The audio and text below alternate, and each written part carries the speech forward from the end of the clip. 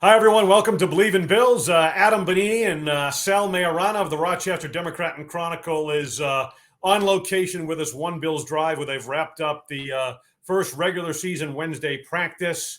And Sal, how you doing out there? What's the vibe? I am good. Beautiful, beautiful day out here. We've just wrapped up 4 podium visits with the Bills. So that was a good start to the week. I'm looking at the mowers out here cutting the grass field.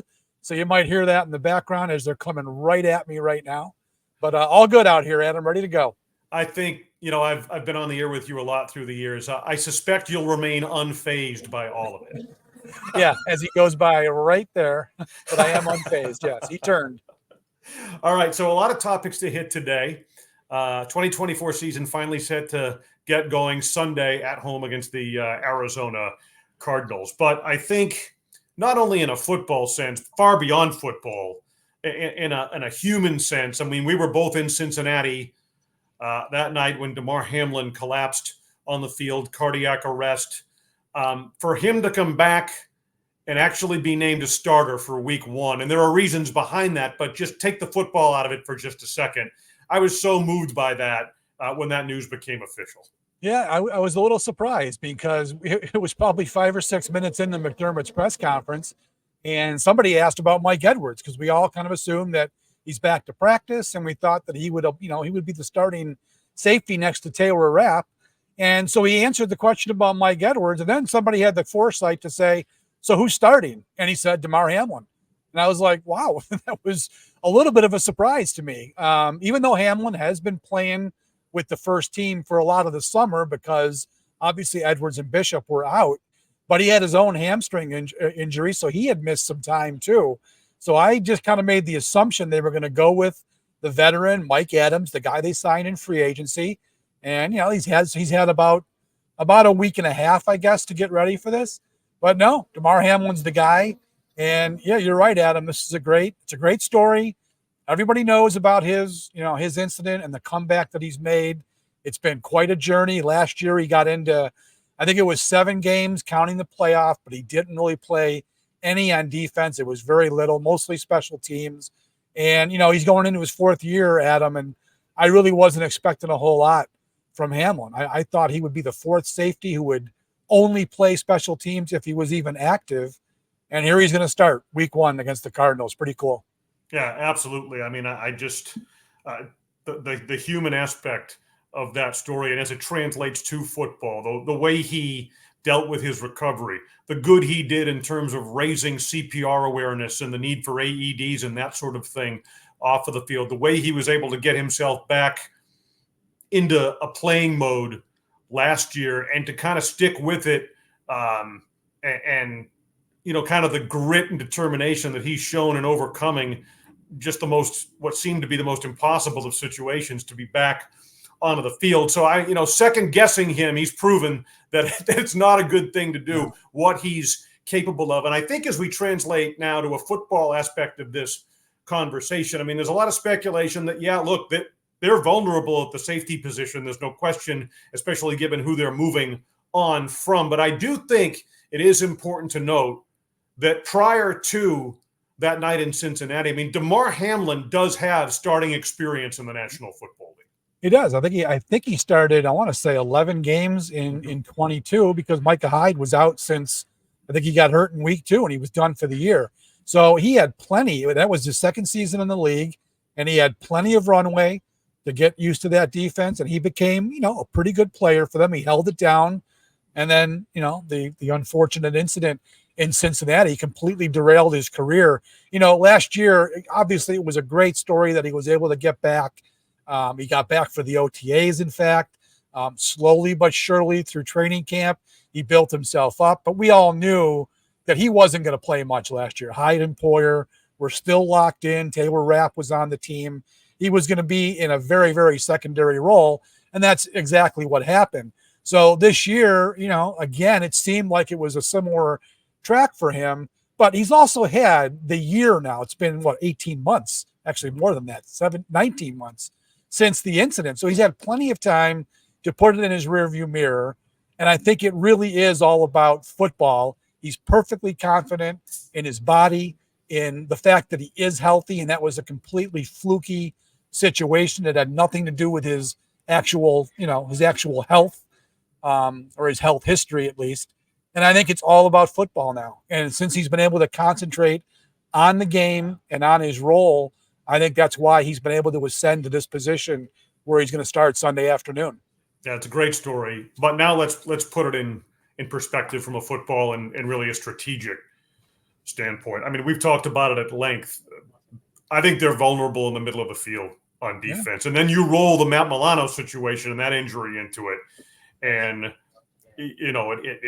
it magnifies that to an even greater extent. Is that how you see it? Yeah. I mean, look, Damar Hamlin was a 6th-round pick, Adam, and this is his 4th year. So he does have some experience, as we said, playing in the league, but this is still not a top flight, safety in the NFL. We talked about it.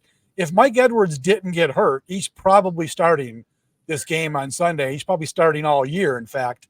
And he still probably, I'm guessing, will be the starter eventually. But for now, it's going to be Damar Hamlin. So, as you said at the very top, there were circumstances which led to Damar getting this chance on Sunday. Now, hey, if he goes out there and plays really well, who's to say that he's not going to stay out there? He very well could.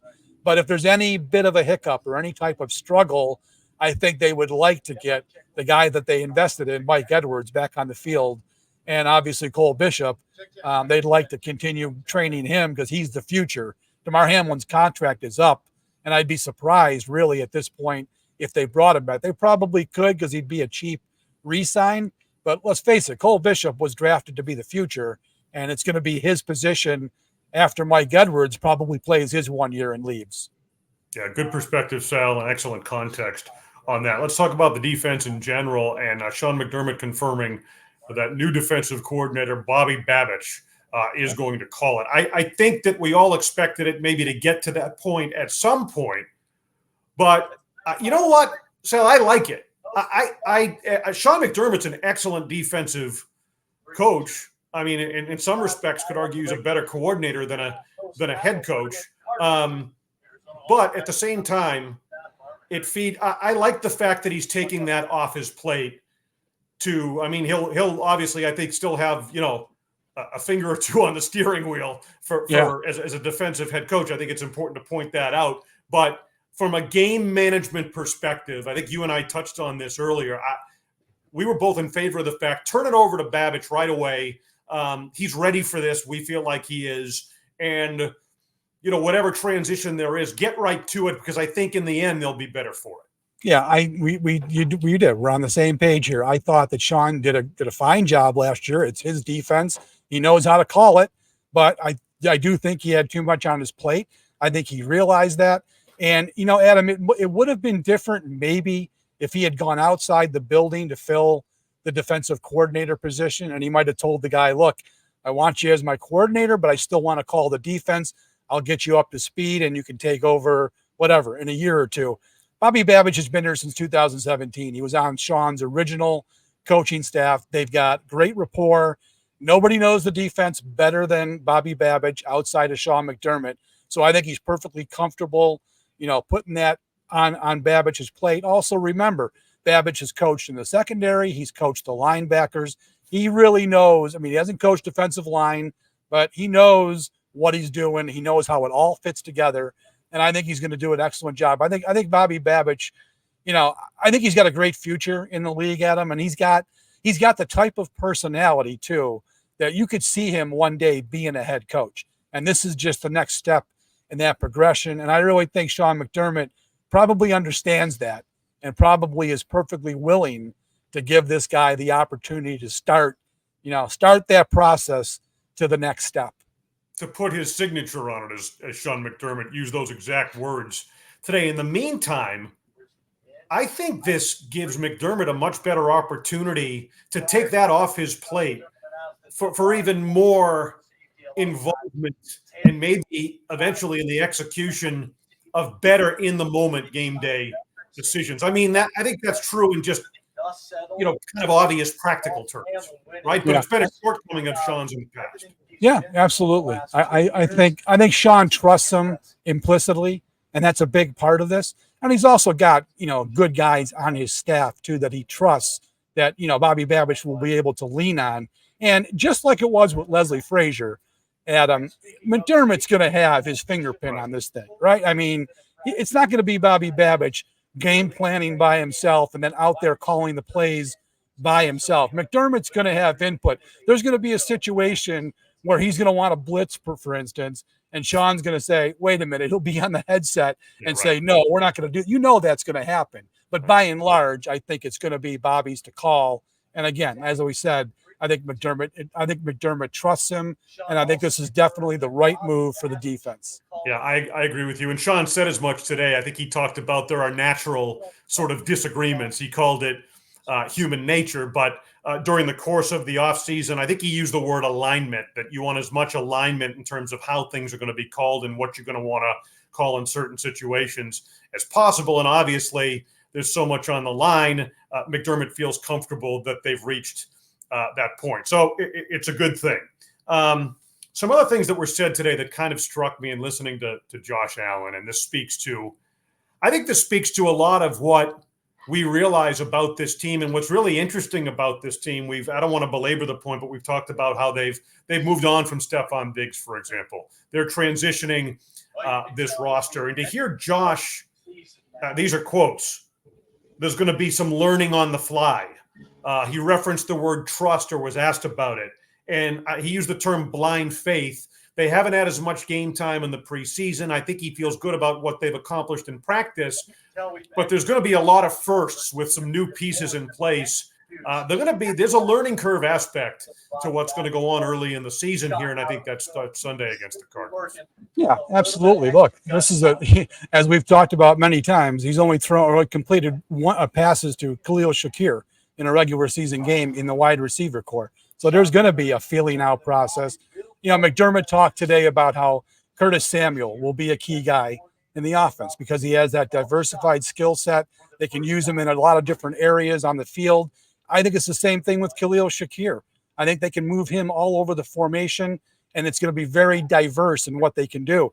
We've talked about already, I think we're going to see more passes to the backs. You're going to see James Cook more involved this year. I think Ray Davis is going to get some run because he's shown a little bit of an ability to catch the ball out of the backfield. And then the tight ends with Knox and Kincaid. It seems to me, Adam, that Allen is going to be flying without a net a little bit because it is all new, but there's so many guys that he's going to be able to lean on in this offense rather than force feeding Stephon Diggs and even to an extent Gabe Davis. I mean, he threw a lot of passes their way last year for sure, and really for the last 4 years because Davis started to get more and more into the offense. So I think this year you're going to see less of the force feeding because there's not going to be anybody to force feed it to, and he's going to spread the ball around.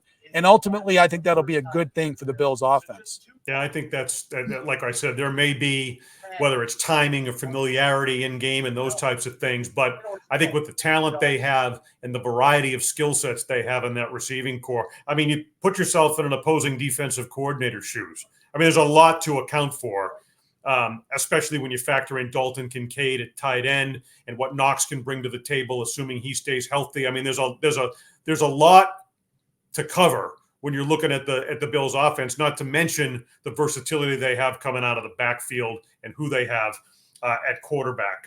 As far as leadership, that's been another big storyline given the turnover on the roster and some of the veterans who have left. I thought it was interesting, and as I thought about it as the news sort of washed over me, I liked it. They named 2 captains. One of them's obvious, and the number 17 and quarterback Josh Allen, and Terrell Bernard. I think it shows the level of respect, the way he was able to step up in the middle of that defense last year. And again, 2 captains at this point, leaving the opportunity for other leaders to kind of emerge as they get into real game situations in those types of conditions. Yeah, I mean, I'm never real big on who the captains are. I think everybody has to have their role in leadership. Yeah, you need your touchstone guys. There's no doubt about that. But in the past, when the Bills had 6 or 8 captains, the whole thing was kind of silly to me. It was just more of a feather in their cap type of thing. By focusing on 2 guys this year, Josh Allen on offense and Terrell Bernard on defense. That to me kind of hones in on these are the guys, right? As I said, touchdowns. These are the guys that we're going to look to. And then McDermott does have this other 10-man committee, I guess you would call it, the leadership council, that these guys will all be able to bounce ideas off of. But I think on game days, you've got the guy with the green dot in his helmet, Josh Allen, and the guy with the green dot on his helmet in Terrell Bernard. And to me, those should be your captains because they are literally the quarterbacks on the field. Everything goes through them. And I think those are the right two guys. Allen, obviously, and I think Terrell Bernard is a good choice, right? He really, his story last year was so impressive. The way he, made a quantum leap from a rookie year when he just played special teams to taking over for Tremaine Edmonds and being a star. He should have been a Pro Bowler. If the Pro Bowl wasn't so stupid and the voting wasn't so concocted, he was good enough to be a Pro Bowl player. I think he could be this year too. But those are the guys that you want leading the way. And whoever else is involved in the leadership council, that's all fine. You can share ideas. But these are the two guys the Bills should be looking at. I want to talk about Sean McDermott for a second here. We talked about him turning over the play calling responsibilities on defense to Bobby Babish just a second ago, which I think is, like we said, the right decision, a mature decision in a lot of ways, I think, and speaks to the experience that McDermott has now as a head coach. And quite frankly, the success they've had here with perennial playoff runs and 4 straight division titles and those types of things. And in listening to Sean this morning, he talked about the need for, he just wants his players to kind of have a normal week and manage the emotions was a quote that kind of stood out to me. Not get so I think he's very much in touch with what he has on this roster and in this locker room. And I think that messaging is intended every bit as much for, if not more, for the players than it is to the media. I mean, he has a sense with the turnover and the change and the natural hype that leads up to a season opener, not to mention one at home, that things can kind of get carried away. And I like that from him at this point, given what he's accomplished here and what lies ahead. Yeah, look, Adam, he's in his 8th year. He's one of the senior-most coaches in the NFL at this stage. He's been through this rodeo several times. I think he knows what he's doing. And you talked about managing the emotions on opening day. The Bills are at home and they're playing a game that everyone thinks they're supposed to win, right? It's the Cardinals, 4-13 last year. Well, the Bills were in this situation in 2021, if you remember, the last time they were at home for their season opener, and they didn't manage their emotions well at all. And they lost what I still consider a galling game to the Steelers, who were nowhere near as good as the Bills were and would be that year. That was a terrible loss to start the season. And I think McDermott, first time at home now for the opener since then, I think he realizes he's got to get these guys under control, make them realize that, this is a game we should win, but we got to go out and win it. And to do that, we've got to play within ourselves. Don't make stupid mistakes. Don't get all hyped up because the crowd's going crazy. Stick to your job, do your job, and they should come on top. And I think as an 8th-year head coach, I think he's got a good grasp of that. And you're right. We did hear that in the way he spoke today to the media. All right, we're going to get into the Cardinals much more in depth with Bo Brack, who covers them out in Phoenix on the beat, and we'll have him on this edition of Believe in Bills on Friday, in fact, as we look towards Sunday's game. So we don't have to get too far into the Arizona depth chart at this point, but you think about a Kyler Murray, for example, back and healthy this year, returning last season from the ACL and that sort of thing, and he's a very dangerous quarterback. They do have some other weapons. I understand they were 4-13 last season. In your opinion, and to me, Sal, a history has shown, even back to the Patriots, for example, in their heyday. I mean, openers across the National Football League are fluky to begin with, right? Yeah. Because, I mean, the Bills are figuring themselves out. Other teams are as well. Teams are figuring themselves out individually as much as they are the opponent. So wild things happen in terms of season openers. But I guess within that framework, how dangerous do you consider this Arizona team on Sunday? Yeah, I think they are dangerous. This is, to me, Adam, I think you always want to open, believe it or not, with a division opponent, because even though they've got history on you, you've got history on them too. And when you're the better team, and, I think the Bills, we've talked about the Jets and Dolphins being definitely going to be competitive this year. I think the Bills are still maybe the best team in the division.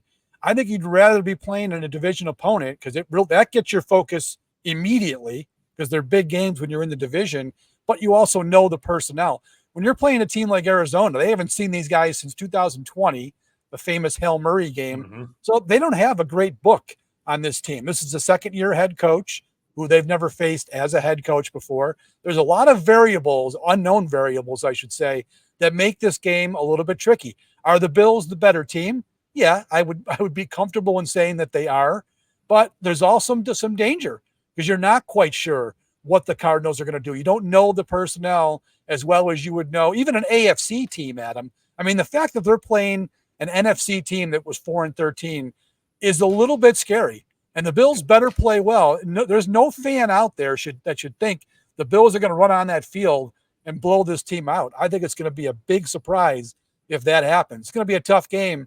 And when you look at the schedule, Adam, you realize they can't stub their toe here. Right. They've got to take care of business in this game because it gets really difficult the next 5 weeks for Buffalo.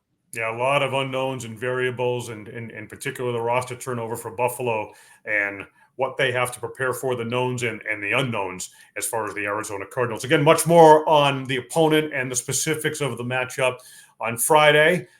Sal, what do you got going in the Rochester Democrat and Chronicle in the run-up to this game?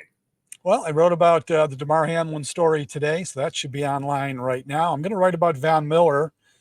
He just talked to the media, and big year for him. He feels healthy. He feels like he's back to at least where he was the first year he came to Buffalo. Understands he's a reserve now, and he flat out said that. He goes, I know I'm coming off the bench, so when he comes into play, he's got to be good. He's got to be Von Miller, and he understands that. He wasn't that last year. So I talked to him a little bit about that today, going to write about that. And then all the usual game preview stuff that I always have each week for 35 years, Adam. That's right. None of that changes.